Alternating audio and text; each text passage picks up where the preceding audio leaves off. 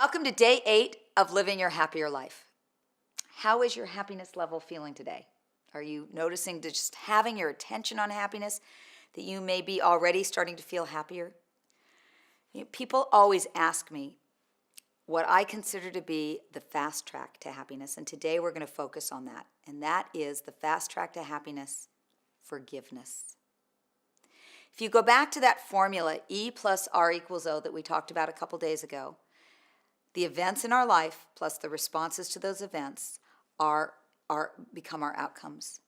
And very often we can't change the event, but we can change the response to the event. And when we choose to forgive rather than hold on to anger or resentment, we are changing the outcome in our life. You know, this idea of forgiving is not for other people. We don't forgive for their sake. We forgive for our sake. It's not, people say that not forgiving is like taking poison and expecting the other person to die. It really only hurts us. And forgiving is not about condoning the other person's behavior, but it's about freeing ourselves. I want to tell you a little story about this about a Tibetan monk who was in a Chinese prison during the Chinese Revolution. And for years, he was in this prison for 10 years, and every day he was treated horribly, and he was, beaten and treated horribly. And when he was out of prison, he had a meeting with the Dalai Lama, and the Dalai Lama asked him, when did he feel the most afraid? And he said he felt the most afraid when he thought he would lose the ability to forgive. Wow, that is a lesson in forgiveness. I want to share with you another story on forgiveness that blew my mind, this story. And it's about a woman. It happened after the apartheid ended in South Africa. The government in South Africa ended up commissioning, they formed this commission. It was called the Truth and Reconciliation Council. And it was to help people deal with all of the abuses and the violence that had happened during that very dark time in South Africa. And one day, this elderly black woman was brought before the commission, and she was brought face to face with Mr. Vanderbroek. And Mr. Vanderbroek had confessed to the savage torture and murder of both her son and her husband just a few years earlier. And the woman had to actually watch her husband and her son be tortured and killed. And her husband's last words had been, "Father, please forgive them." And during this commission council, one of the members turned to her and said, "How do you think justice should be done to this man who had been so brutal and destroyed your whole family?" And the woman said 3 things. She said, number 1, I want to be taken to the place where my husband and my son's remains are so that I can give them a proper burial. And number 2, I want him to know that he is forgiven. That is what my husband would have wanted, and that's what I want. And then number 3, she said, with tears, she said, my husband and my son were my only family. I am now alone. So I'd like Mr. Vanderbroek to become my son. I'd like for him to come twice a month to visit me and spend a day with me so that I can give him the love, whatever love I have still remaining with me. I want to have someone to give it to, and I want to give it to him. So I'd really like to have somebody take me across to the other side of the room so I can take Mr. Vanderbroek into my arms and embrace him and let him know that I truly forgive him. And one of the assistants came and escorted her over to the other side of the room, and Mr. Vanderbroek was so overwhelmed by what he just heard that he fainted. He could not believe what had just happened. And the other people in the courtroom, there were friends, there were family, there were neighbors, there were all victims of decades of oppression and injustice. And they began to sing together, Amazing Grace. Amazing grace, how sweet the sound that saved a wretch like me. And, Mr. Vanderbroek, there was nothing in his past that could have prepared him for what this woman had offered to him. She did not ask for him to be executed. She did not ask for him to be put away in jail forever. But she offered unconditional forgiveness and welcoming him into her family. Wow. So if she can forgive that, I think we can forgive the things that are going on in our life. So I want to share with you one of my favorite, actually it is my favorite practice for forgiveness, and it's called Ho'oponopono. It's a simple technique. You never have to be able to pronounce the word Ho'oponopono. It's a simple technique that's based on ancient Kahuna Hawaiian tradition, and that's why there's all those O's and P's. And what it does is it allows you to cleanse your self-judgments. It allows you to really make peace with yourself. It allows you to make peace with the other person. And here's the thing, you don't even do this with the other person. You do this with yourself. And so what you're going to do is very simply, and by the way, I've heard countless stories of people who've used this technique with amazing results. But I want to share it with you first, and then I'm going to share with you a story of how it was formed and also how I've used it in my own life. So what you're going to do is, I like to do this with my hand on my heart, and you're just going to close your eyes, and you're going to think about the person or situation that you need to forgive, that needs some kind of healing, and you're going to send 4 wishes. And the wishes are, I'm sorry, please forgive me, thank you, I love you. I'm sorry, please forgive me, thank you, I love you. And you're going to send those wishes towards the other person. Now remember, you're not condoning their behavior. You're just sending them those very powerful wishes in order for you to shift your own energy. And then at the end, you spend a minute or so doing it towards yourself as well. Do this for about 2, 3, 4 minutes, and then go on with your day. Do this 3, 4, 5 times over the, you might find that doing it once, you have an amazing breakthrough. You might find that you have to do it 3 or 4 days in a row.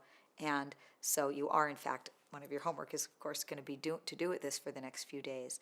And this is how this technique came, this is how I came to learn of this technique. There was a man named Dr.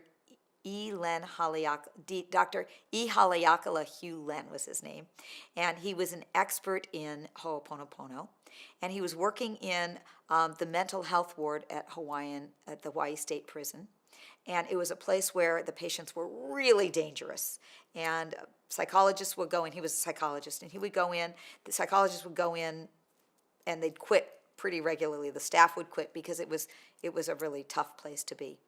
And so what he did is he went in and he took each of the patient's files, and he would sit in an office and he would practice Ho'oponopono on each of their files, not even with them in person. I'm sorry, please forgive me, thank you, I love you. And after a few months of doing this, they were having remarkable changes. The inmates were becoming much more healthy. They so much so that they didn't have to be shackled. They started to be allowed to walk freely, and others who'd been on heavy medication were getting off of their medication. And people who had no chance of ever being released were freed. And eventually, it was such a huge turnaround that the patients were being released so much that they no longer needed the ward. They closed it down because of the power of this amazing practice. So I wanted to share with you one of the stories of how I've used this in my life, and it is very meaningful to me. And it was a story about how I use this with my sister. My sister is 11 years older than I am, and we had never had a really close relationship, but it was a good relationship, but there was that big difference in age. Well, about I don't know, 10 years ago, 8, 9 years ago, my sister and I got in an argument, and it was over some little thing, and we weren't talking, and it was the first time that had ever happened. And I dug my heels in, and she dug her heels in, and we went for a number of months without talking, and it was really weighing on me. It just felt crummy. And one day, I said, I'm gonna do this Ho'oponopono, and I did Ho'oponopono. And the next day, actually, we had to go, my family had to gather to meet in my mother was moving from our family home of 58 years. And we were all gathering, my brother, my sister, and I, and my sister-in-law, we were gathering to unpack my mom in her new apartment. And I was really nervous about how this was going to be, because it was my first time seeing my sister since we'd had that argument. And I walked in the morning, I was the last one to arrive, and we did not even greet each other, and you could just feel the tension in the air all morning. I mean, it was a small one-bedroom apartment, and she would be off in the kitchen unpacking my mom, and I'd be in the living room, and we were kind of avoiding each other, and it felt awful. And I decided, okay, I can't take this. I'm going to take a break, and I'm going to go to the car and practice Ho'oponopono. So that's what I did. I went to the car, I sat there in the car, and I did, I'm sorry, please forgive me, thank you, I love you. I spent about 5 minutes doing that towards my sister. And I will tell you, after 5 minutes of doing this, something happened. I had this aha, and I realized that my sister was not mad at me for what had just happened, a few months earlier, but it was a lifetime of stuff. And I suddenly saw it from her perspective. I totally got it. It was like, oh my God, of course. And my heart just broke wide open. And I went back into the apartment, and I felt so different. But I didn't say anything to anybody. I just continued to unpack my mom's things. No more than 3 minutes after I'd been back, my sister comes over to me. She takes me by the hand, and she says, come on, let's go unpack Mom's closet together. I couldn't believe it. I hadn't said a word to her. At lunch, we're sitting at lunch, and she says to me, she's across from me, she says, here, Marcy, you have my baked potato. I know you like these more than I do. I was so surprised. I went over to my brother, and I said, okay, what did you say to her while I was gone? He said, Marcy, I didn't say anything. Nobody said anything. We have no idea what just happened. Well, that was the beginning of an entirely different relationship that I now have with my sister. And thank God that happened when it did. Because 9 months later, my sister and I found ourselves in that same closet packing up Mom's clothes because she had just passed away. And I can't imagine what that would have been like had we held on to that anger all that time. You know, forgiveness is a super high vibrational energy that can heal almost anything, or truly anything. And I absolutely believe that it is the fast track to greater happiness. So what I want you to do over these next 3 days is I want you to practice Ho'oponopono, both towards yourself and towards other people, because truly we need to forgive ourselves as well, especially that shame piece. So we're going to practice that inside. We're going to practice that towards other people. Today, in addition to playing the blame, shame, and complain game, I want you to practice Ho'oponopono on yourself and towards other people for at least 5 minutes each day.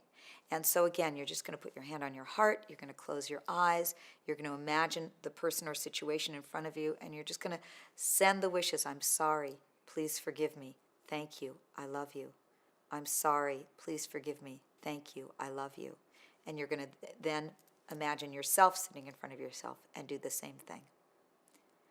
And I'm going to leave you with the wisdom of His Holiness, the Dalai Lama, who said, we can never obtain peace in the outer world until we make peace with ourselves. And I add to that, forgiveness is the way. So may you have a very peace-filled day, and I look forward to seeing you tomorrow.